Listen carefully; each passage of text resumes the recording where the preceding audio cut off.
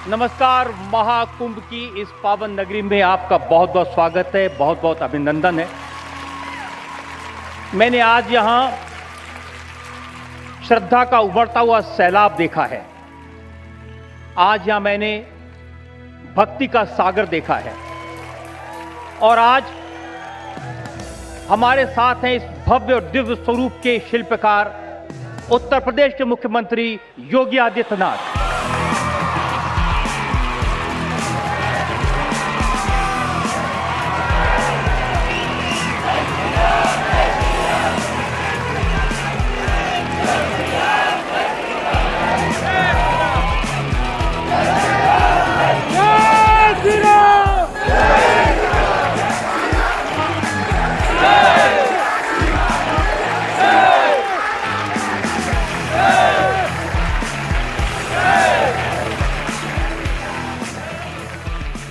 महाकुंभ का यह आयोजन जितना भव्य है उतना अकल्पनीय है, अविश्वसनीय है, उतना अद्भुत है। और आज इस अद्भुत आयोजन के शिल्पकार, संयोजक, आयोजक उत्तर प्रदेश के मुख्यमंत्री योगी आदित्यनाथ हमारे साथ हैं। मैं चाहता हूं उनका बहुत बहुत स्वागत किया जाए।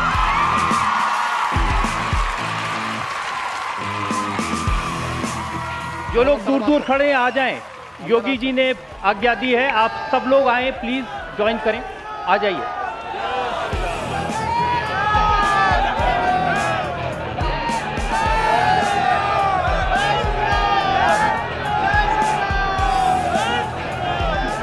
मैं बहुत बहुत आभारी हूं योगी आदित्यनाथ जी का।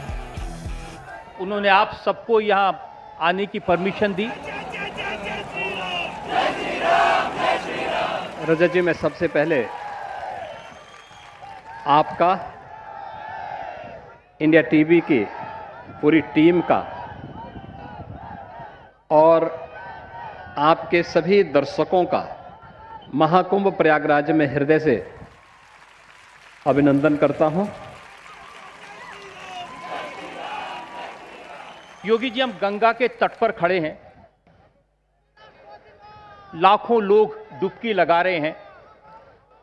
आज जब मैं आया सुबह तो उसके बाद दिल्ली से, मुंबई से, जगह जगह से फोन आ रहे, लोग पूछ रहे हैं कि क्या ये जो गंगा का जल है वाकई में इतना पावन है, इतना साफ है कि इसमें डुबकी लगाई जाए। आज ये मेरा सौभाग्य है कि जब अयोध्या में श्री राम जन्मभूमि पर मर्यादा पुरुषोत्तम प्रभु श्री राम के 500 वर्षों के बाद मूर्ति स्थापना की पहली वर्षगांठ है, इस अवसर पर महाकुंभ के आयोजन में पहली बार उत्तर प्रदेश सरकार का पूरा मंत्री परिषद मां गंगा, यमुना और सरस्वती के इस पावन संगम की त्रिवेणी पर आकर के उत्तर प्रदेश के विकास के लिए, प्रयागराज के समग्र विकास की एक कार्य योजना पर चर्चा किया है। यहां पर संगम की त्रिवेणी पर डुबकी लगा करके पुण्य का भागीदार बना है। तो अगर उत्तर प्रदेश सरकार का पूरा मंत्री परिषद त्रिवेणी में आकर के डुबकी लगा रहा है, तो मैं दावे के साथ कह सकता हूं कि इसकी अनुभूति तभी होगी जब कोई डुबकी लगाने का सौभाग्य प्राप्त करेगा।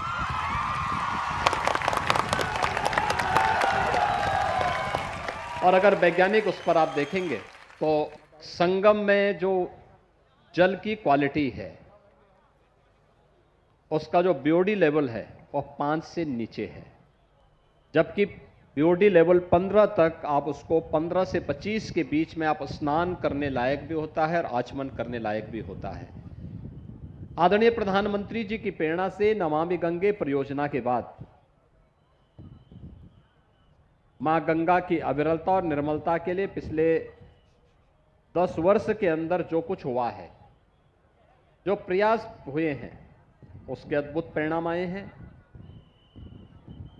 अलग विषय है राजनीतिक कमेंट करना, राजनीतिक रूप से किसी पे टिप्पणी कर देना, अपनी उनकी राजनीतिक बाध्यता हो सकती है कुछ लोगों की, लेकिन जो एक करोड़ों लोग पिछले एक सप्ताह से यहां पर आकर के पावन संगम में डुबकी लगा रहे हैं, यह एक विश्वास के साथ आए हैं। और वह विश्वास जो उनका मोदी जी के प्रति है, सनातन धर्म के प्रति है, मां गंगा के प्रति है, मां यमुना के प्रति है और मां सरस्वती के प्रति है, उस विश्वास का प्रतीक एक सारा कार्यक्रम है। और उसी विश्वास को बनाए रखना, उनका सम्मान करना, ये हमारा दायित्व है। और उसी दायित्व का निर्वहन करने के लिए डबल इंजन की सरकारें पूरी प्रतिबद्धता और ईमानदारी के साथ कार्य कर रही है। और यहां पर जल स्नान करने लायक भी है और आचमन करने लायक भी है। मैं स्वयं आचमन भी किया हूं और स्नान भी किया हूं। आपने कहा कि पूरी कैबिनेट ने आचमन भी किया, स्नान भी किया और कुछ लोगों को प्रॉब्लम हो सकती है, तो आज ही कमेंट आया है अखिलेश यादव का, जिन्होंने कहा कि ये कुंभ राजनीतिक काम करने की जगह नहीं है, कैबिनेट मीटिंग करने की जगह नहीं है, ये तो धर्म की जगह है। देखिए, धर्म को जिन लोगों ने संकीर्ण दायरे में कैद करके रखा है, वे लोग धर्म की विराटता और व्यापकता को नहीं समझेंगे। देखिए, धर्म एक व्यापक अवधारणा है। भारतीय दृष्टिकोण धर्म के बारे में एक विराट सोच को जन्म देता है। ये वेस्टर्न सोच नहीं है कि हम उसको उपासना विधि मात्र माने। धर्म हमारे यहां सदाचार, नैतिक मूल्य और कर्तव्यों का वह प्रवाह है जिस पर व्यक्ति और समाज का जीवन टिका हुआ है। यहां पर प्रयागराज में आकर हमारा पूरा मंत्री परिषद 25 करोड़ जनता को अपने कर्तव्यों के बारे में एहसास करा रहा है कि हमारा दायित्व है, ये कुंभ हमारा दायित्व है। आदरणीय प्रधानमंत्री जी की प्रेरणा से आस्था और आधुनिकता का जो अद्भुत संगम महाकुंभ बनने जा रहा है, इस अद्भुत संगम को उस प्रकार की व्यवस्था देना, उसके लिए हम अपने कर्तव्यों से बंधे हुए हैं। और वह जो भी हम अपने कर्तव्यों की पूर्ति कर रहे हैं, वह संगम के तट पर आकर के जो अन्य लोग महसूस कर रहे हैं उसका एहसास भी करेंगे और इस चीज को भी एहसास कराएंगे कि हां, हम लोगों ने जो किया है, देखो हम भी डुबकी लगा रहे हैं, आप भी आइए, आस्था की डुबकी लगा करके जाइए और फिर अपने कर्तव्य मार्ग पर आगे बढ़ते जाइए। और उसी कर्तव्य का निर्वहन करने के लिए हमारा पूरा मंत्री परिषद आज यहां पर आया है। हमने प्रयागराज के बारे में, हमने प्रदेश के बारे में, प्रदेश के युवाओं के बारे में, प्रदेश के किसानों के बारे में, प्रदेश की माताओं और बहनों के बारे में ढेर सारे प्रस्तावों पर चर्चा भी किया है। प्रयागराज और उत्तर प्रदेश के समग्र विकास की व्यापक कार्य योजना पर चर्चा भी की है। और मुझे लगता है बहुत कुछ तो इस महाकुंभ में देखने को मिल रहा है। शेष आने वाले जो कुंभ होंगे उसमें आने वाले श्रद्धालुओं के लिए भी सुविधा का आधारशिला आज हम लोगों ने रख दी है। योगी, आपने कहा कि एक हफ्ते में 9.25 करोड़ से ज्यादा लोग आ चुके हैं, इस फिगर पर भी परेशानी है। अखिलेश जी कह रहे थे कि ट्रेन तो खाली आ रही हैं, यहां लोग आ ही नहीं रहे हैं। प्रत्यक्षम किम प्रमाणम।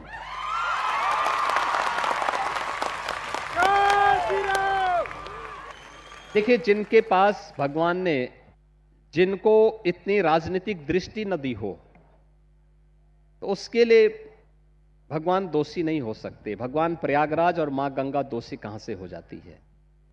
जिनके पुण्य प्रस्फुटित नहीं हो पा रहे हैं,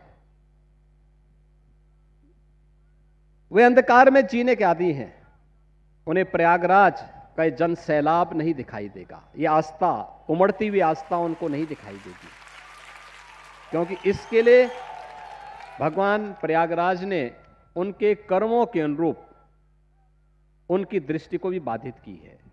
लेकिन ये फिगर कोई मनुष्य के द्वारा नहीं काउंट हो रहे हैं, बाकायदा इसके लिए कैमरे लगाए गए हैं और उसका एक पूरा मैकेनिज्म है, जीरो इंटरफेरेंस। एक एक हेड काउंट करने की व्यवस्था, और फिर उन सबको एक साथ आरटीआई के माध्यम से जोड़ करके और फिर उन्हें प्रति घंटे के अनुसार उसे प्रदर्शित भी किया जा रहा है। और मेरा अनुमान है कि प्रतिदिन, यानी पौष पूर्णिमा को और मकर संक्रांति को यहां पे 5.25 साढ़े 5 करोड़ श्रद्धालुओं ने स्नान किया। 15 को लगभग 20 से 25 लाख की थी जो यहां पे स्नानार्थियों की संख्या और श्रद्धालुओं की संख्या थी। शेष अन्य दिन ये 30 लाख, 35 लाख, 40 लाख, 50 लाख क्रॉस कर रहा है। और ये उमड़ता हुआ जो जन सैलाब है, जो आस्था है, उसी आस्था को ध्यान में रख करके किया है।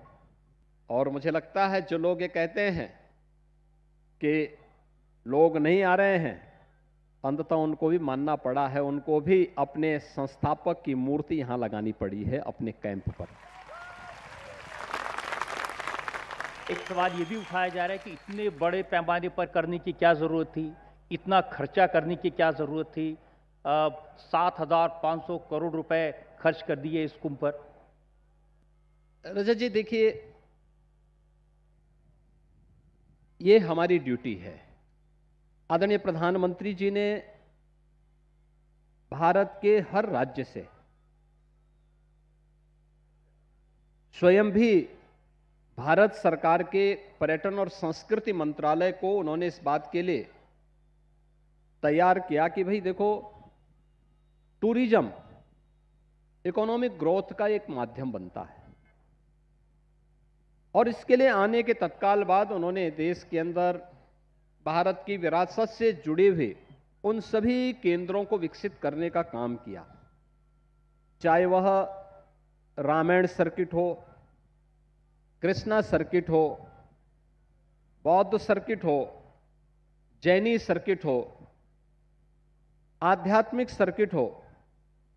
इन सबको तो विकसित किया ही, एक नई दृष्टि उन्होंने दी, विरासत से जुड़े हुए इन स्थलों को उसके अनुरूप भव्य स्वरूप दिया जाए। जैसे काशी में काशी विश्वनाथ धाम, उत्तराखंड में केदारनाथ धाम, मध्य प्रदेश में महाकाल का महालोक, और आदरणीय प्रधानमंत्री जी का ही विजन है और उनका ही लीडरशिप है जो हम लोग अयोध्या में 500 वर्षों का इंतजार समाप्त करके मर्यादा पुरुषोत्तम भगवान श्री राम के भव्य मंदिर के निर्माण और वहां पर उमड़ती हुई जन आस्था को देख रहे हैं। एक पक्ष वह है कि हम आने वाले श्रद्धालुओं की सुविधा को ध्यान में रख करके ये सुविधा क्रिएट करें, लेकिन साथ साथ अगर हमने 7,500 करोड़ रुपए केंद्र और राज्य सरकार मिलकर के यहां पे खर्च कर रही है कनेक्टिविटी के लिए, चाहे वह सड़क की कनेक्टिविटी हो, रेलवे की हो, एयरपोर्ट की हो, या फिर प्रयागराज की सिटी के डेवलपमेंट का एक व्यवस्थित प्लान को लागू करना, या मेले के विस्तार को ध्यान में रख करके प्रयागराज मेला प्राधिकरण को यहां पर जन सुविधाओं का विकास करने के लिए, अब इतना बड़ा जमावड़ा है, इतना बड़ा महासंगम समागम है, लेकिन आपको कहीं गंदगी नजर नहीं आएगी। ये एक पहचान बननी चाहिए भारतीयों की, भारत की विरासत की। कहीं अव्यवस्था नहीं, हजारों लोग यहां पे खड़े हैं, किसी को समस्या नहीं, बाकी रूटीन के कार्य चल रहे हैं। पेंटून ब्रिज 30 बनाए गए हैं, 15 आने के 15 जाने के, कहीं कंजेशन नहीं। 10,000 एकड़ क्षेत्रफल में कुंभ का विस्तार दिया गया है, 5,000 एकड़ के क्षेत्रफल में पार्किंग की व्यवस्था अलग से दी गई है। यहां पर 12 से 15 किलोमीटर के अस्थायी घाट, एक साथ 10 लाख श्रद्धालु स्नान कर सके। यह विस्तार इसलिए दिया गया है कि किसी भी श्रद्धालु को देश और दुनिया से कहीं से भी आए उसको परेशानी ना हो, उसकी आस्था पर किसी प्रकार का ठेस न पहुंचे, यह हमारा दायित्व बनता है। तो अपने सनातन धर्म के कर्तव्यों का पालन करते हुए, धर्म के आदर्शों का पालन करते हुए हम अपने कर्तव्यों का निर्वहन एक कर रहे हैं। लेकिन दूसरा पक्ष इसका है, 7,500 करोड़ खर्च करके दुनिया का कितना भी बड़ा इकोनॉमिस्ट क्यों न हो, वह ये नहीं बता सकता कहीं पे वह 7,500 करोड़ खर्च करेगा तो बदले में वहां की इकोनॉमी को 2 लाख करोड़ रुपए से अधिक का लाभ होने वाला है। लेकिन मैं आपको बता सकता हूं, यूपी की इकोनॉमी पे इसका व्यापक असर पड़ने जा रहा है। 2 लाख करोड़ रुपए से अधिक का इकोनॉमिक ग्रोथ होगा यूपी का। वह इस महासमागम के बहाने, इस महाकुंभ के बहाने उत्तर प्रदेश का होने जा रहा है। आज एक पुराना इंटरव्यू में देख रहा था, उस समय के मंत्री आजम खान साहब, उन्होंने कहा कि 2013 में मैं इंचार्ज था और मैंने किसी को एक खरोंच नहीं आई, बड़े कम खर्चे में बड़ा ज़बरदस्त कुंभ इस टोपी वाले ने ऑर्गेनाइज कर दिया था। आजम खान ने उस समय कैसी व्यवस्था दी थी ये सब जानते हैं। 41 लोगों की दर्दनाक मौत भी हुई थी, यहाँ पे दुर्भाग्यपूर्ण मौतें हुई थी श्रद्धालुओं की, और कितना कंजेशन था। देखिए 2013 में मॉरिशस के माननीय प्रधानमंत्री जी आए थे इसी प्रयागराज कुंभ में, और संगम की नोच में गंदगी देख करके उन्होंने दूर से ही प्रणाम करके कहा था, कहा यही गंगा है। आंखों में आंसू थे। हजारों किलोमीटर दूर से वे भारत आए थे कुंभ स्नान करने के लिए, लेकिन दुर्व्यवस्था, अव्यवस्था, गंदगी देख करके वे वापस हो लिए। आज देखना, देश भी आ रहा है, दुनिया भी आ रही है, कोटि कोटि श्रद्धालु भी आ रहा है। कहीं गंदगी नहीं, कहीं अव्यवस्था नहीं, कहीं दुर्व्यवस्था नहीं। 13 और 14 जनवरी को ही 5.5 करोड़ श्रद्धालु आए, सकुशल यहां से गए, जबकि 2013 को मौनी अमावस्या में मात्र 2.5 से 3 करोड़ श्रद्धालु भी बामुश्किल से आ पाए थे। अंतर देखिए, यह विस्तार इसलिए दिया गया है। एक दूसरा, वास्तव में इन्होंने अगर मॉडल दिया होता क्राउड मैनेजमेंट का और इतने बड़े आयोजन को सकुशल संपन्न करने का, तो उनको यूएस में जब वह अपनी सक्सेस स्टोरी को, जो एक विफल स्टोरी थी, उसको प्रदर्शित करने के लिए गए, तो उनको वहां पर जिस प्रकार के व्यवहार का सामना करना पड़ा था, बिना प्रदर्शित करके ही उनको वापस आना पड़ा था। एयरपोर्ट से वे बैरंग वापस आ गए थे। तो ये तो उनकी उस समय की कहानी थी। अगर इसको सक्सेस स्टोरी कहते हैं, तो मैं तो समाजवादी पार्टी के लोगों से कहूंगा कि सक्सेस स्टोरी को अपने घर में ही रखें, अच्छा होगा। उत्तर प्रदेश उसको स्वीकार करने को तैयार नहीं है। जो ये सही है कि जो कुछ मैंने भी देखा है, जो बाहर की दुनिया के लोग आकर देख रहे हैं, वाकई में प्रबंधन बहुत अच्छा है, लोग उत्साहित हैं, उल्लासित हैं, और जो लोग वापस लौट रहे हैं वो जाकर के खुशी से अपने घर वापस जा रहे हैं। लेकिन एक वर्ग ये कह रहा है कि देखिए, इसमें मुसलमानों को आने से रोका जा रहा है। देखिए, हम लोग किसी जाति, मत और मजहब के विरोधी नहीं हैं, लेकिन हां, ये आस्था और आधुनिकता का एक अद्भुत संगम है। चाहे पूज्य संत हों, चाहे वह श्रद्धालु हों, वे सभी आस्था के साथ आ रहे हैं। जो भी भारतीय इस आस्था को सम्मान देता है और देगा, वह यहां पर आ सकता है। लेकिन अगर कोई इस आस्था के साथ खिलवाड़ करने की नियत से आएगा, तो मुझे लगता है कि जैसे को तैसे का जवाब उसको यहां पर जरूर प्राप्त होगा। जो मुस्लिम लीडर हैं वो ये कह रहे हैं कि हम तो इतने दरिया दिल हैं, प्रयागराज में जो वक्फ की जमीन थी वो कुंभ का मेला लगाने के लिए हमने दे दी, मुफ्त में दे दी, तो भी हमारे लोगों को ठेला खोमचा भी नहीं लगाने दे रहे। देखिए, इतनी बड़ी संख्या में यहां पे स्ट्रीट वेंडर्स आए हैं, दुकान वाले आए हैं, कोई किसी की जाति पूछ रहा है? कोई नहीं पूछ रहा है। और दरियादिली दिखानी है तो थोड़ा काशी पे दिखाइए, मथुरा में दिखाइए और संभल में दिखाइए ना। प्रयागराज में दरिया दिली दिखाने की आवश्यकता नहीं। प्रयागराज का दिल तो बहुत बड़ा है। प्रयागराज को जो लेना था ले चुका है और प्रयागराज आगे भी ले लेगा। दरिया दिली वहां दिखाने की आवश्यकता है, बड़ा दिल दिखाने की आवश्यकता है। एक भारत श्रेष्ठ भारत के लिए ज्ञानवापी सनातन धर्मावलंबियों को वापस मिल जानी चाहिए। श्री कृष्ण जन्मभूमि का पावन स्थल हजारों वर्षों से सनातन धर्मावलंबी किस आस्था के साथ जाता है। श्री हरि विष्णु का जो अगला अवतार है वह इसी संभल में होने जा रहा है, तो वहां पर वो दरिया दिली दिखाने की आवश्यकता है। उस दरिया दिली को प्रयागराज को आवश्यकता ही नहीं। प्रयागराज तो अपना हक स्वयं लेने का अधिकारी है और ले चुका है। और महाकुंभ का आयोजन हमारा सकुशल यहां पर आयोजित हो रहा है और भगवान प्रयागराज चाहेंगे, भगवान बेणी माधव चाहेंगे, मां गंगा की कृपा से यह सकुशल संपन्न होगा, इसमें किसी प्रकार का कोई संदेह नहीं है। लेकिन मैं चाहूंगा कि जो लोग मुस्लिम लीडर से कहूंगा कि उन्हें वर्तमान और भावी पीढ़ी के भविष्य को ध्यान में रख करके यह जरूर ध्यान में रखना होगा कि महज जिद से समस्या का समाधान नहीं होगा। उनको सचमुच जहां दरिया दिली दिखानी वहां दरिया दिली दिखा करके एक बार बड़ा दिल कर लें, सचमुच बड़ा दिल कर लें, ये हिंदू समाज उन्हें सिर आंखों पर बिठाएगा। अन्यथा उनको हमेशा हमेशा उनके सामने संकट आएगा। और देखिए, हम लोग तो इस बात को मान के चलने वाले लोग हैं कि यतो धर्मस् ततो जय। जहां धर्म है यानी जहां सनातन धर्म है वहां हमेशा विजय होगी, अंततः जरूर होगी।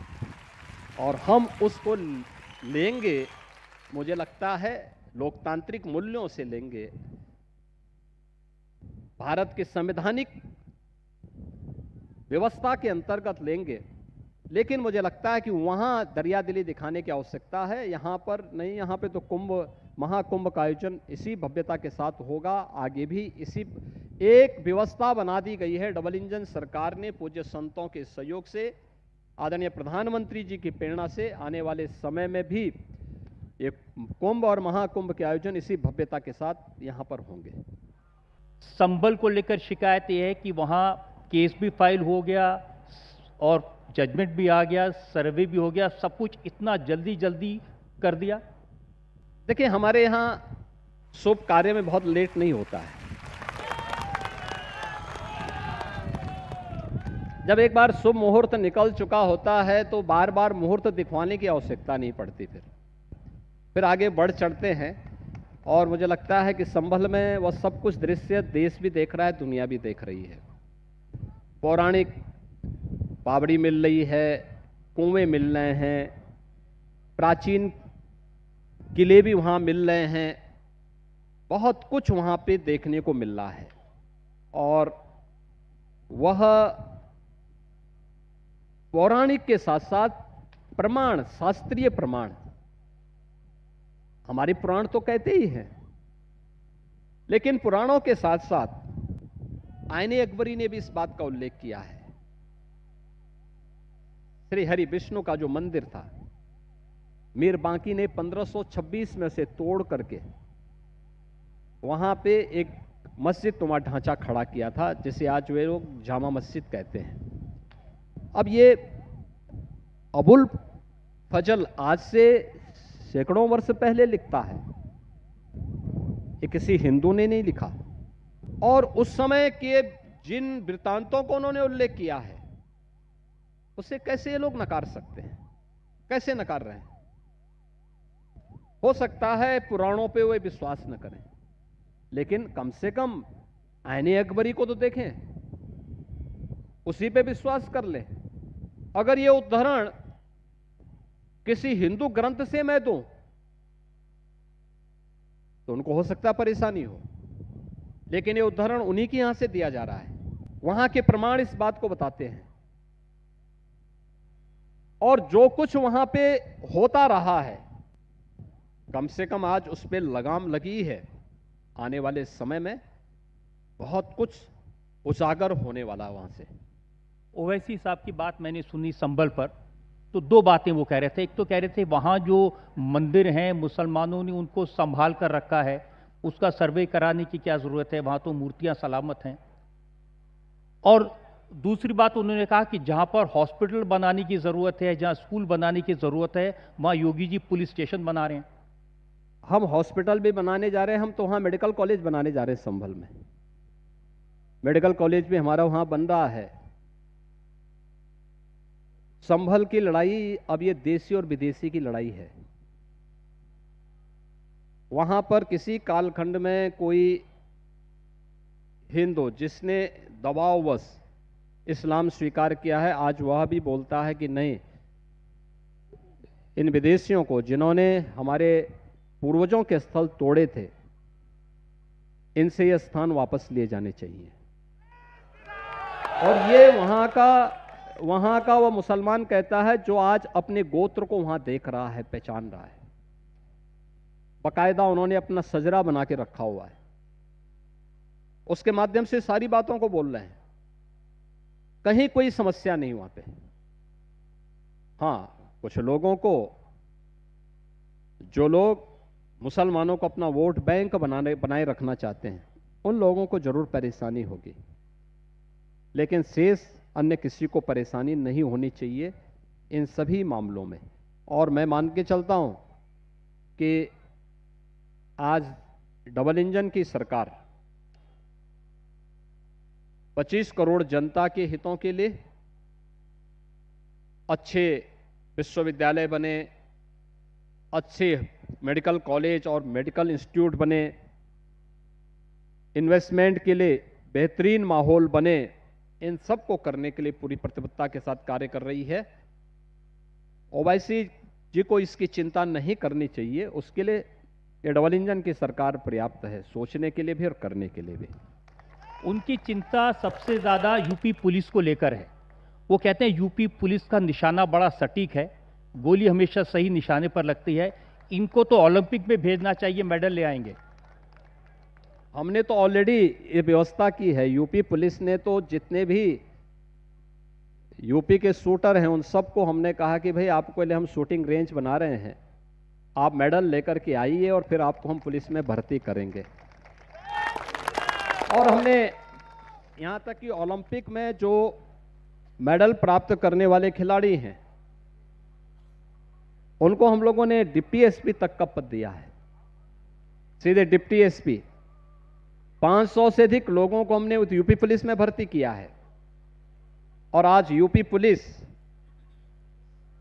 के कार्य पद्धति का ही परिणाम है कि उत्तर प्रदेश निवेश के देश के बेहतरीन डेस्टिनेशन के रूप में आज विकसित हुआ है।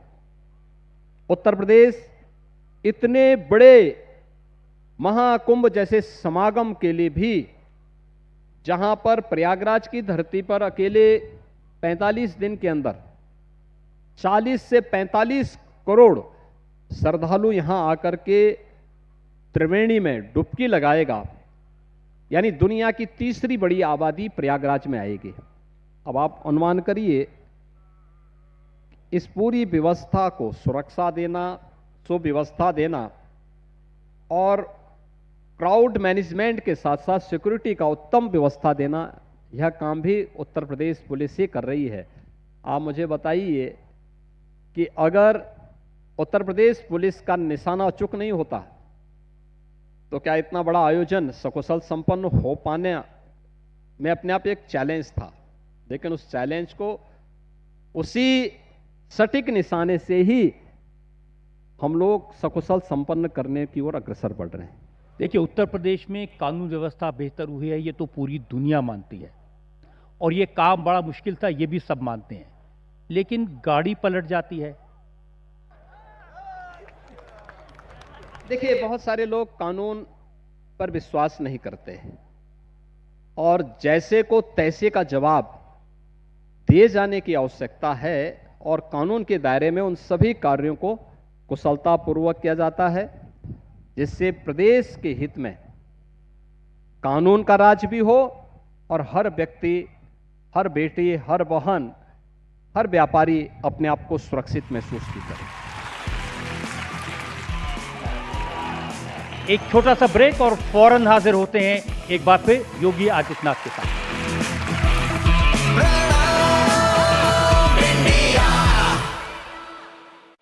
वो क्या एहसास है जो बना देता है हर लम्हे को नया। मेरी मावल चाहे हर लम्हा नया हो जाए।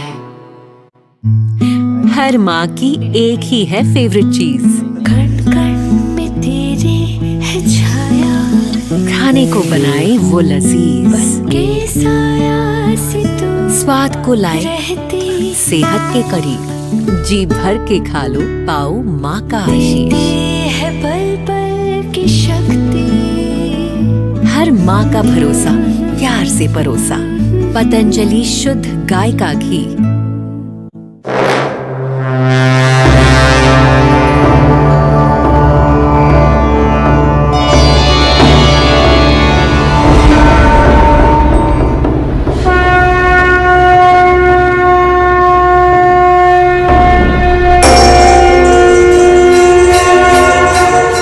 सत्य सनातन शनिवार और रविवार दोपहर 3 बजे सिर्फ इंडिया टीवी पर।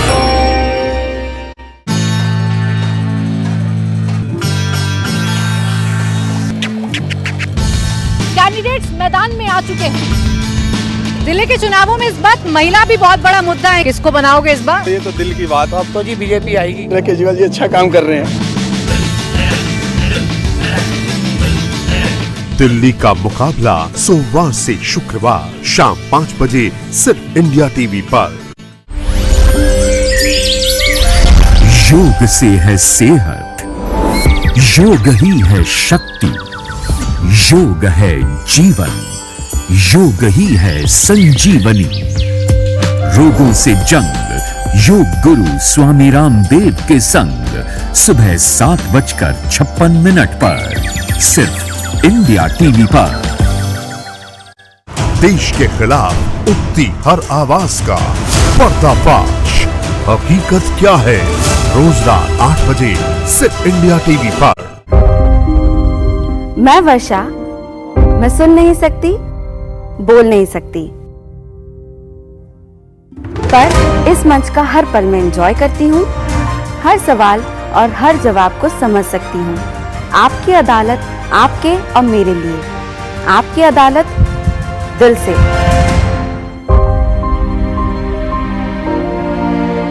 तो आइए शुरू करते हैं आज का मुकदमा आपकी अदालत।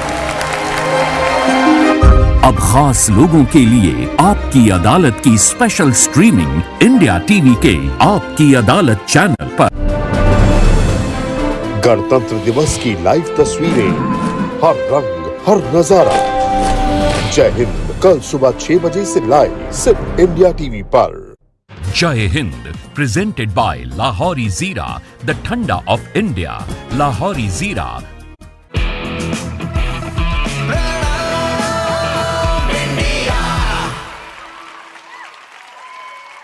योगी जी, जो राजनीतिक लोग हैं, जो आपके काम को देखते हैं, उनमें बहुत सारे लोग आपके प्रशंसक हैं, बहुत सारे लोग आलोचक हैं। मल्लिकार्जुन खड़गे कांग्रेस पार्टी के अध्यक्ष हैं। उन्होंने अभी अभी कहा कि एक हैं जो गेरुआ पहनते हैं, साधु के भेष में रहते हैं, मुख्यमंत्री बन गए हैं, पर कहते हैं बटोगे तो कटोगे, और कहते हैं वही बांटते हैं वही काटते हैं। देखिए, मल्लिकार्जुन खड़गे जी बहुत बुजुर्ग हो चुके हैं और मुझे बहुत सीनियर नेता हैं कांग्रेस के। हम उनका सम्मान करते हैं, उम्र के हिसाब से उनका सम्मान, लेकिन इस वास्तविकता को तो उनको स्वीकार करना ही चाहिए। और मुझे लगता है कि मल्लिकार्जुन खड़गे जी स्वयं इसके भुक्तभोगी हैं। उनका जो गांव है, वह गांव हैदराबाद रियासत का एक गांव हुआ करता था। जो उनका पैतृक गांव है, और उस गांव को हैदराबाद के निजाम के रजाकारों ने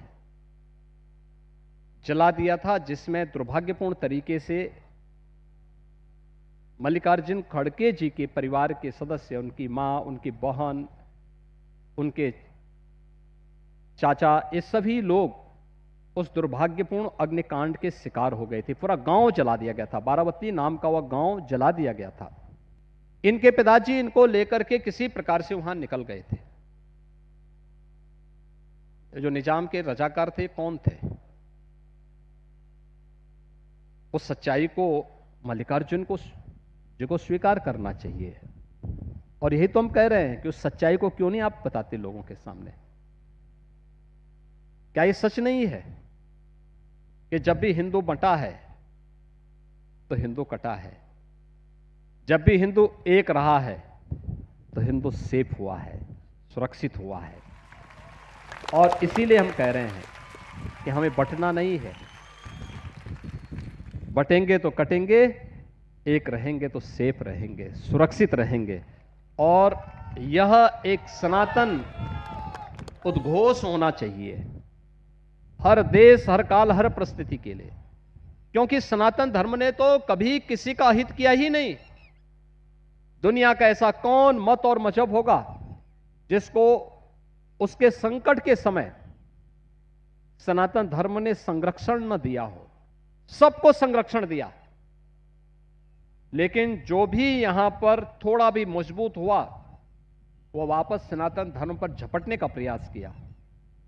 हमें संरक्षण तो सज्जनों को देना ही देना है, लेकिन दुर्जनों से निपटने के लिए भी उसी प्रकार से एकजुट होकर के अपने धर्म का संरक्षण करते हुए ही हम सज्जनों को संरक्षित कर पाएंगे और दुर्जनों को फिर उसका जवाब दे पाएंगे।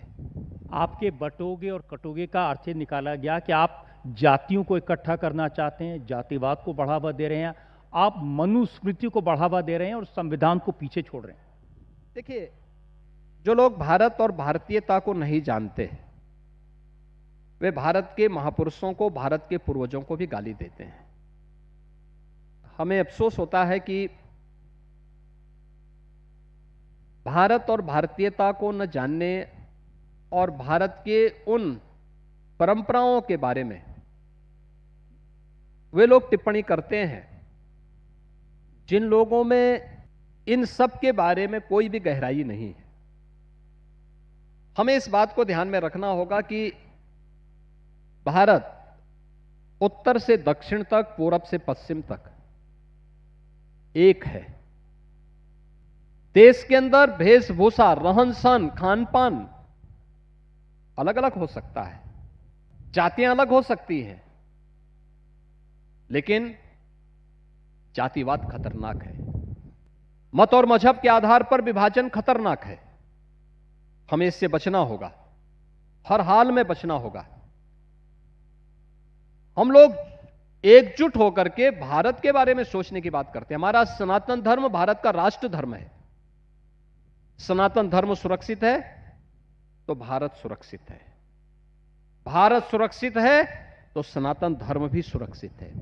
एक दूसरे के साथ ये जुड़े हुए हैं, दोनों एक दूसरे के पर्याय हैं, दोनों को अलग करके नहीं देखा जा सकता।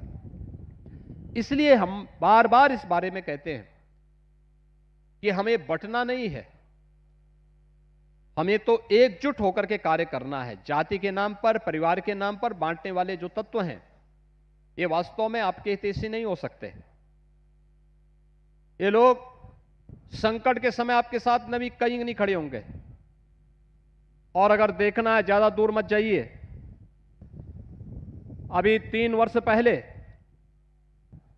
दुनिया की सबसे बड़ी महामारी कोरोना आई थी।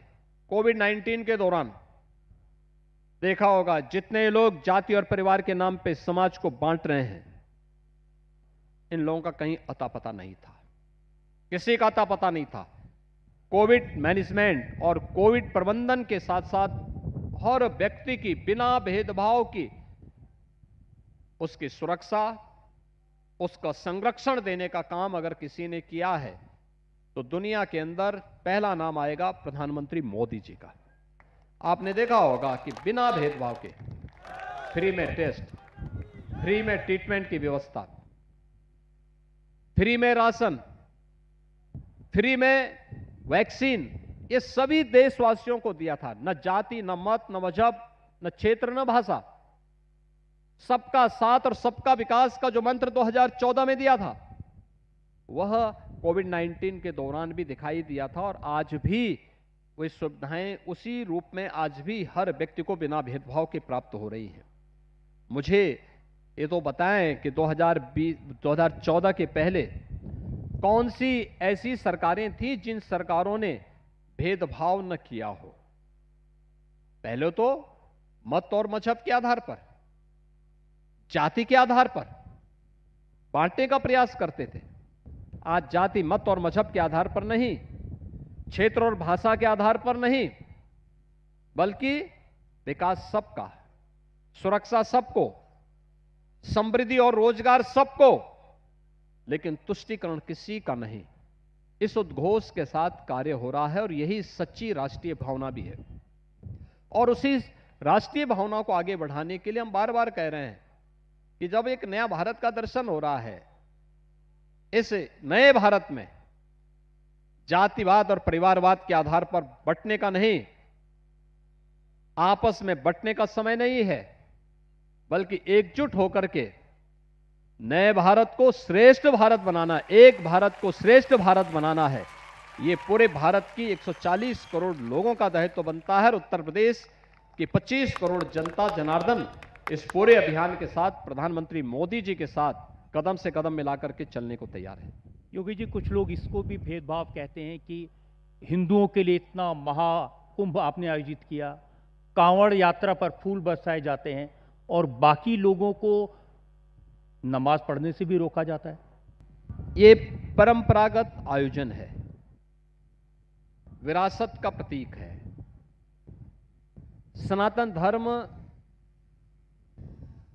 का एक ऐसा प्रवाह है जो देश और दुनिया से आने वाले श्रद्धालुओं को अपनी ओर आकर्षित कर रहा है। इसमें भी आयोजन प्रयागराज की किसी सड़क पे नहीं हो रहा है। यह आयोजन तो मां गंगा के सानिध्य में, मां गंगा के तट पर, मां यमुना के तट पर, संगम के तट पर, इस विस्तृत भूभाग में पूरा आयोजन आयोजित हो रहा है।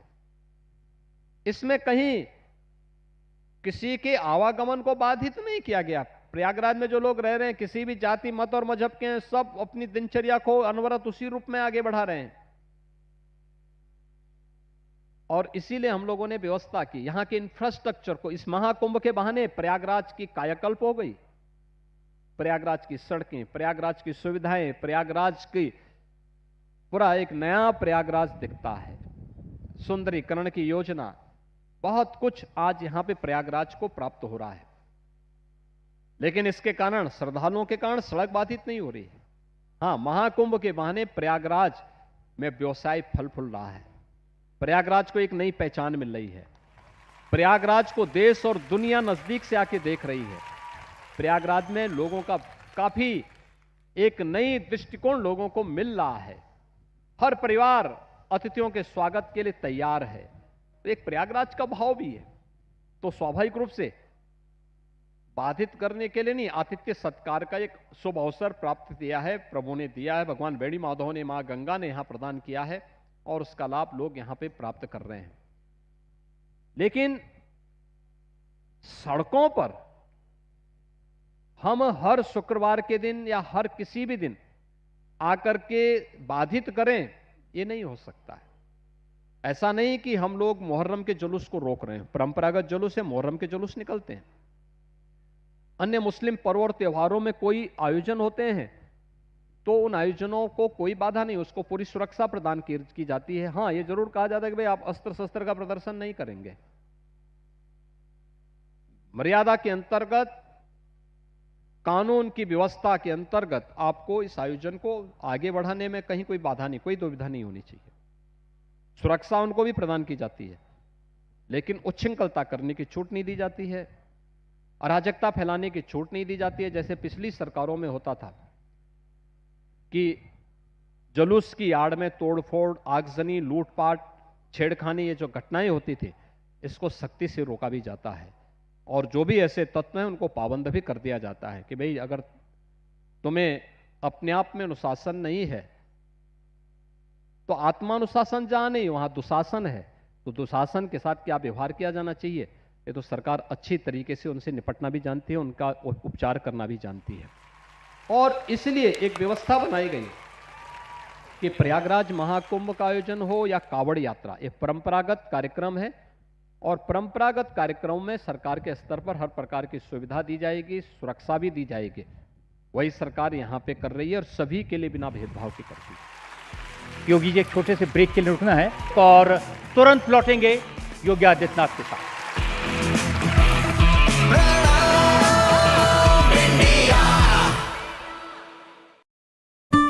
अपने तेल से कभी ना खेल, वरना होगी सेहत फेल। सेहत को खिलवाड़ ना बनाएं, पतंजलि रिफाइंड राइस ब्रान व सोयाबीन ऑयल लाएं और सेहत पाएं। बेबाक, बेखौफ, असरदार, दमदार 10 सोमवार से शनिवार सुबह 10 बजे सिर्फ इंडिया टीवी पर। न लड़ते हैं, न लड़ाते हैं। किसान अपने घरों की तरफ निकल पड़े, गोले छोड़कर भीड़ पकड़ने की कोशिश। महिलाओं को बात करने से क्यों रोक रहे हैं? सबकी आवाज उठाते हैं। पूरी तस्वीर तहस नहस है। अतिक्रमण है वो यहाँ पर हटाया जा रहा है। शोभा यात्रा को टारगेट किया गया। हर जान की कीमत है। मंदिर में ऊंची लहरें उठते जमाए। हम खबर दिखाते हैं। 19 सालों से सच की बेबाक आवाज, इंडिया टीवी, आपकी आवाज। मैं वर्षा, मैं सुन नहीं सकती, बोल नहीं सकती, पर इस मंच का हर पल में एंजॉय करती हूँ। हर सवाल और हर जवाब को समझ सकती हूँ।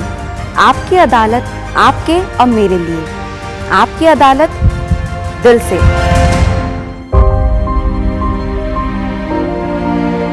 तो आइए शुरू करते हैं आज का मुकदमा आपकी अदालत। अब खास लोगों के लिए आपकी अदालत की स्पेशल स्ट्रीमिंग इंडिया टीवी के आपकी अदालत चैनल पर।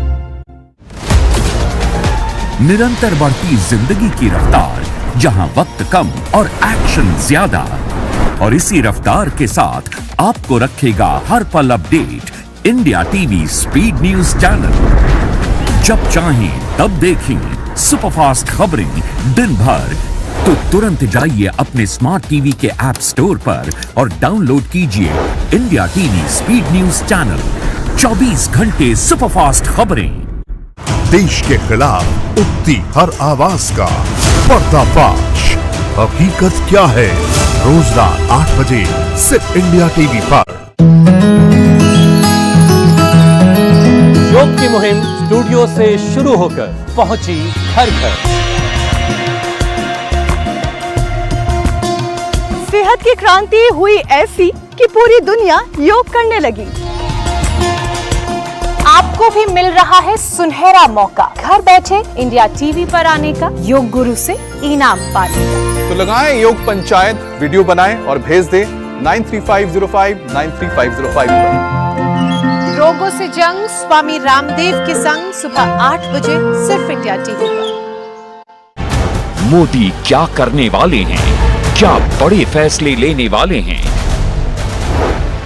रोज एक नई कहानी, कहानी कुर्सी की, दोपहर 1 बजे सिर्फ इंडिया टीवी पर।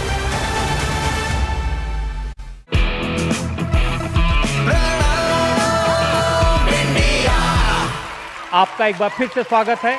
हमारे साथ आज हैं संगम के तट पर योगी आदित्यनाथ। मैं 10 साल पहले जब प्रयागराज आया था, जब इसका नाम इलाहाबाद था, तब मैंने सुना था कि सड़कों पर जब माफिया निकलते थे तो चीफ जस्टिस का काफिला भी उसको रोक दिया जाता था। जो लोग आज प्रयागराज महाकुंभ पर प्रश्न लगा रहे हैं, ये माफिया उन्हीं के आका हुआ करते थे। यही पार्टियां इन माफियाज को भी पालती थी और महिमामंडित करती थी। आज माफिया नहीं है। आज तो यहां की माटी को चूमने के लिए दुनिया आ रही है, उसको नमन करने के लिए दुनिया आ रही है। प्रयागराज की धरा को नमन करने के लिए पूरी दुनिया आज यहां उमड़ रही है। और स्वाभाविक रूप से जीरो टॉलरेंस था, सरकार की जीरो टॉलरेंस की जो नीति थी, उसका दर्शन प्रयागराज में प्रयागराज वासियों को भी और देश और दुनिया से आने वाले श्रद्धालुओं को भी यहां उसकी अनुभूति हो रही होगी। ये सरकार की वचनबद्धता थी और उसका साकार रूप यहां पर प्रयागराज में देखने को मिल रहा है। कुछ तो बदला है। आज अखिलेश जी भी कह रहे थे कि हमारे भी बहुत सारे लोग गंगा में डुबकी लगा रहे हैं लेकिन उसकी फोटो पोस्ट नहीं कर रहे। अच्छी बात है, जो भी आले, मां गंगा तो सबकी है। मां गंगा भेदभाव नहीं करती है। मां गंगा का परिवार तो हर व्यक्ति है, हर जीव है, हर जंतु है। वह किसी के साथ भेदभाव नहीं करती हो। मेरे लिए मां है तो सबके लिए भी मां है। लेकिन जिन लोगों ने बांटने का काम किया था, जाति के नाम पे, फिर परिवार के नाम पे भेदभाव किया था, मत और मजहब के आधार पर समाज में खाई को चौड़ा करने का काम किया था, वे लोग अगर आप उपदेश दें तो मुझे लगता है ये शोभा नहीं देता, उनके मुंह को शोभा नहीं देता है। ये लोग तो कोविड प्रबंधन पर भी उंगली उठाते थे। कोरोना महामारी के दौरान इनका कहीं अता पता नहीं था। ये लोग कहीं अगल बगल झांकने नहीं आते थे। कोई स्वयं घर के अंदर क्वारंटीन हो गया था, कोई दूसरे क्षेत्रों में जाकर के अपनी अलग ही लोक की यात्रा में विचरण कर रहे होते थे। आम जनता की सुध इन लोगों ने नहीं ली थी। और उस समय भी जब कोविड प्रबंधन के बाद वैक्सीनेशन का कार्यक्रम चला था तो इन्होंने तब भी प्रश्न खड़े किए थे। भारत का कार्यक्रम सबसे सफल कार्यक्रमों में से था और ऐसे ही महाकुंभ का प्रबंधन भी बेहतरीन प्रबंधन की दिशा से जाना जाएगा। इसी दिशा में एक प्रयास डबल इंजन की सरकार ने किया है और डबल इंजन सरकार के इसी प्रबंधन को ध्यान में रख करके स्वाभाविक रूप से उनको टिप्पणी करनी है, वो टिप्पणी करेंगे, लेकिन बिना किसी इस प्रकार की टिप्पणियों की परवाह के बगैर हम लोग अपने मार्ग पर आगे बढ़ेंगे और भव्य और दिव्य कुंभ को देश और दुनिया के सामने रख करके उसकी गरिमा के अनुरूप श्रद्धालुओं को सुविधा और संतों के मार्गदर्शन में इस आयोजन को आगे बढ़ाएंगे। योगी जी, सिर्फ यूपी वालों की बात नहीं है, पूरे देश में हम राहुल गांधी की बात सुनते हैं, वो कहते हैं चाहे भगवान शिव हो, चाहे कृष्ण हो, गुरु नानक हो, गौतम बुद्ध हो, सब हाथ का निशान दिखाते हैं। देखिए, ये एक्सीडेंटल हिंदू हैं तो स्वाभाविक रूप से वो आशीर्वाद का हाथ है, वो पंजा नहीं है। जिन लोगों को हिंदू परंपरा पर ही गौरव की अनुभूति न होती हो, जिन लोगों ने कभी भारत और भारतीयता का सम्मान नहीं किया है, सनातन धर्म के मूल्यों और आदर्शों पर जिन लोगों का कभी विश्वास नहीं रहा, वे लोग सनातन धर्म के बारे में क्या बात कर पाएंगे। जो लोग भारत की यात्रा को मात्र डिस्कवरी ऑफ इंडिया के साथ जोड़ते हों, उन लोगों से उम्मीद करना कि वे महाकुंभ के बारे में या भारत के बारे में या भगवान शिव के बारे में, भगवान राम और कृष्ण के बारे में, इन सब के बारे में कुछ कह पाएंगे, मुझे लगता है कि ये अनावश्यक रूप से माथापच्ची करने जैसा होगा। कांग्रेस का ही समय था। राहुल जी से मैं पूछना चाहता हूं, क्या ये सच नहीं है कि इस अयोध्या के बारे में, जिस मथुरा के बारे में आज आप कह रहे हैं कि राम और कृष्ण तो सबके हैं, लेकिन 2006 की वह घटना भी आप भूले नहीं होंगे। 2005 और 6 की घटना, जब माननीय उच्चतम न्यायालय में इन्होंने एक शपथ पत्र दाखिल किया था राम सेतु के मुद्दे पर और तब कहा था कि राम और कृष्ण तो एक मिथक है। उन्होंने यानी भारत के इन आराध्य देवों को उन्होंने उस समय काल्पनिक माना था। भारत का संविधान जो मूल प्रति है, उस मूल प्रति से इन्होंने वे चित्र हटाए जो बाद में नए संस्करण संविधान के आए, जिसमें भगवान राम का पुष्पक विमान से अयोध्या आगमन का भी चित्र दिखाया गया है। भगवान कृष्ण का महाभारत के युद्ध में कुरुक्षेत्र का अर्जुन को उपदेश देते हुए चित्र भी दिखाया गया है। भगवान बुद्ध का पहला ज्ञान प्रदान करने वाला सारनाथ का चित्र भी उसमें दिखाया गया है। बजरंगबली हनुमान जी का भी लंका दहन के उपरांत का वह दृश्य दिखाया गया है। लेकिन भारत के संविधान निर्माताओं में और बाबा साहब भीमराव अंबेडकर ने भारत की इस विरासत को भारत के संविधान में स्थान दिया था। लेकिन बाबा साहब भीमराव अंबेडकर के द्वारा बनाए गए इस संविधान में बार बार संशोधन करके कांग्रेस ने बाबा साहब भीमराव अंबेडकर का भी अपमान किया और संविधान से सब चित्रों को हटा करके भारत की विरासत का भी अपमान किया है। इसलिए राहुल गांधी को इस पे बोलने का कोई अधिकार नहीं होता है। अब आप दिल्ली जाएंगे तो कैंपेन करने, तो वहां आपको अब एक नए हिंदू मिलेंगे, अरविंद केजरीवाल।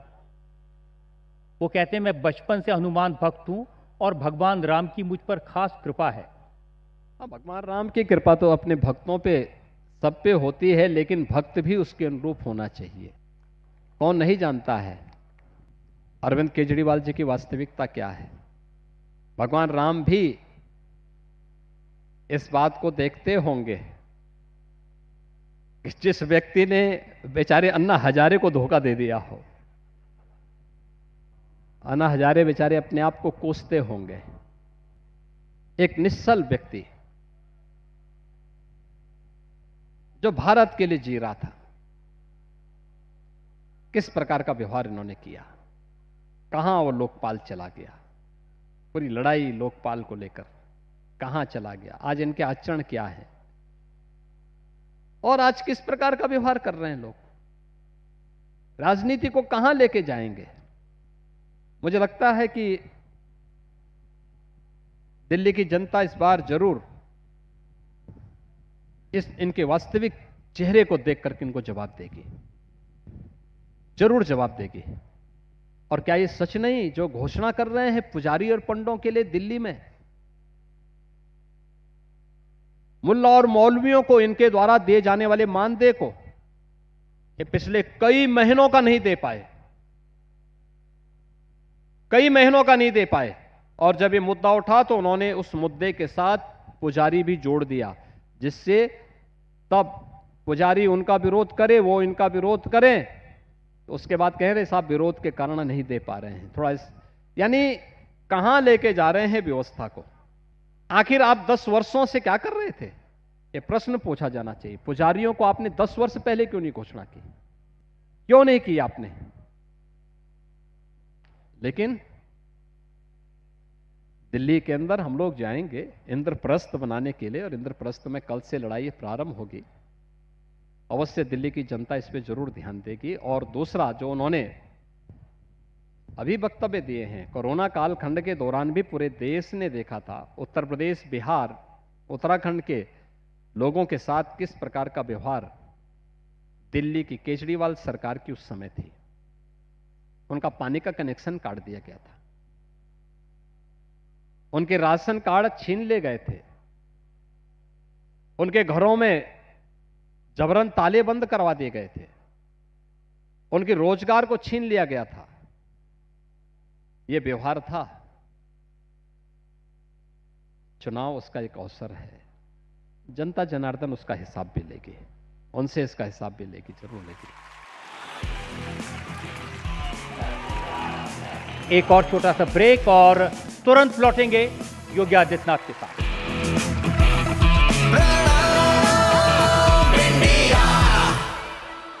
जिनको आयुर्वेद और वेदों का ज्ञान नहीं, वे महर्षि चरक, शुद्ध धन्वंतरी और च्यवन ऋषि की परंपरा के अनुरूप ओरिजिनल च्यवनप्राश कैसे बना पाए? हमने ऋषियों की विरासत और विज्ञान के अनुसार 51 बेशकीमती जड़ी बूटियों और केसर युक्त पतंजलि स्पेशल च्यवनप्राश बनाया है, जो आपके शरीर को मेडिकल स्टोर बनने से बचाता है, आपके मासूम बच्चों और परिवार की इम्यूनिटी को बढ़ाता है। जब श्रेष्ठतम पतंजलि च्यवनप्राश है तो फिर ऑर्डिनरी च्यवनप्राश क्यों?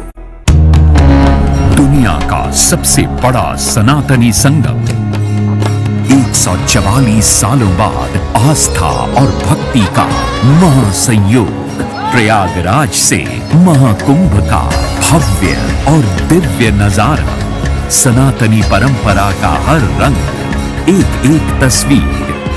महाकुंभ 2025 अखंड कवरेज सिर्फ इंडिया टीवी पर।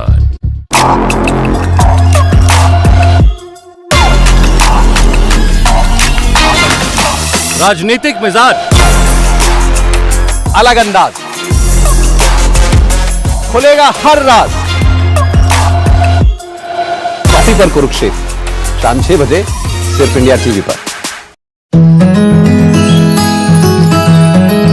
योग की मुहिम स्टूडियो से शुरू होकर पहुंची घर घर।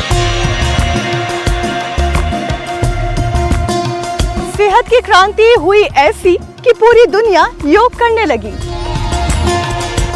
आपको भी मिल रहा है सुनहरा मौका, घर बैठे इंडिया टीवी पर आने का, योग गुरु से इनाम पाने का। तो लगाएं योग पंचायत, वीडियो बनाएं और भेज दें 9350593505 पर। रोगों से जंग स्वामी रामदेव के संग सुबह 8 बजे सिर्फ इंडिया टीवी पर।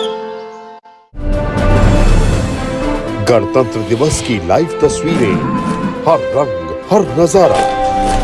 जय हिंद कल सुबह 6 बजे से लाइव सिर्फ इंडिया टीवी पर। जय हिंद प्रेजेंटेड बाय लाहौरी जीरा, द ठंडा ऑफ इंडिया। लाहौरी जीरा।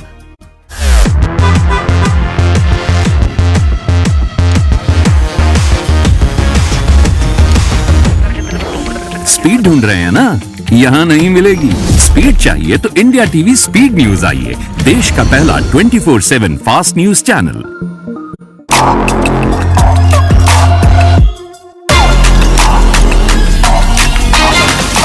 राजनीतिक मिजाज, अलग अंदाज, खुलेगा हर राज। काशी पर कुरुक्षेत्र, शाम 6 बजे सिर्फ इंडिया टीवी पर।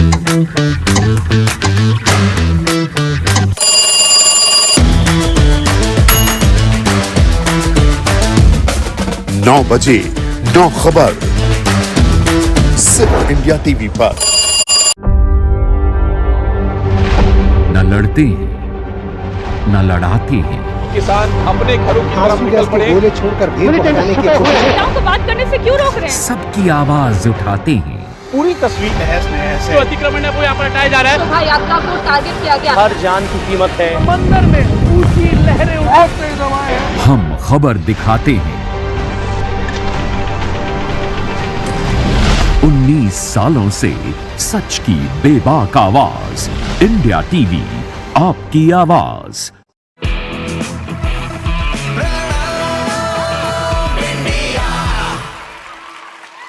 Welcome back. हमारे साथ हैं योगी आदित्यनाथ। योगी जी, अंतिम प्रश्न में आपसे ये पूछना चाहता हूं कि जो करोड़ों लोग कुंभ में आए हैं आस्था और विश्वास लेकर, आपके प्रति एक आभार का भाव लेकर जा रहे हैं, आप क्या चाहते हैं कि जब वो देश में जाएं, दुनिया में जाएं, तो क्या संदेश लेकर जाएं? देखिए, मैं तो यहाँ पर एक विनम्र सेवा भाव के साथ हमारी सरकार यहाँ पे कार्य कर रही है। ये पूरी दृष्टि और पूरा विजन आदरणीय प्रधानमंत्री मोदी जी का है। धन्यवाद मोदी जी के प्रति दीजिए और एक संदेश कुंभ का जरूर लेकर के जाए। और महाकुंभ का एक ही संदेश, एकता से ही अखंड रहेगा ये देश, एकता से ही। और एकता का ये संदेश पूरे देश के अंदर जाना चाहिए, पूरी दुनिया के अंदर जाना चाहिए। और यही संदेश इस महाकुंभ का है। न जाति, न पंथ, न भाषा, न क्षेत्र, किसी प्रकार का कोई भेदभाव नहीं। सब लोग एक संगम नोच पर आकर के मां गंगा, यमुना और सरस्वती का आशीर्वाद प्राप्त कर रहे हैं, संगम में डुबकी लगा रहे हैं। ये नया भारत का वह दृश्य है जो हर भारतवासी को अपनी ओर आकर्षित करता है, और इसका एक ही संदेश है, वह एकता का है, राष्ट्रीय एकता।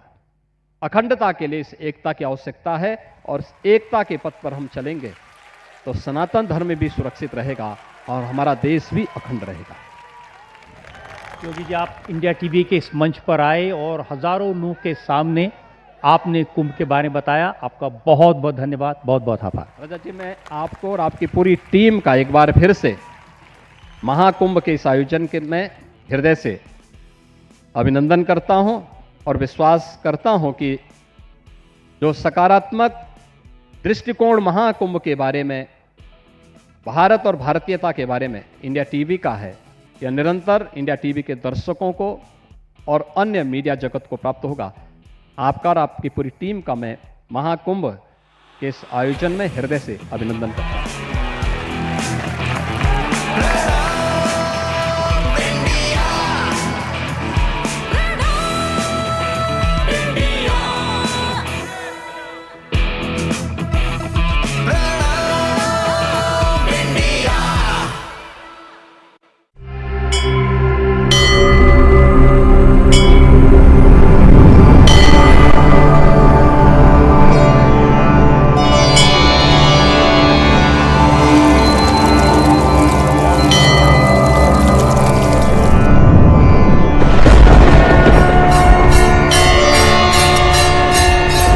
सत्य सनातन, शनिवार और रविवार दोपहर 3 बजे सिर्फ इंडिया टीवी पर। देश के खिलाफ उठती हर आवाज का पर्दाफाश, हकीकत क्या है, रोज रात 8 बजे सिर्फ इंडिया टीवी पर।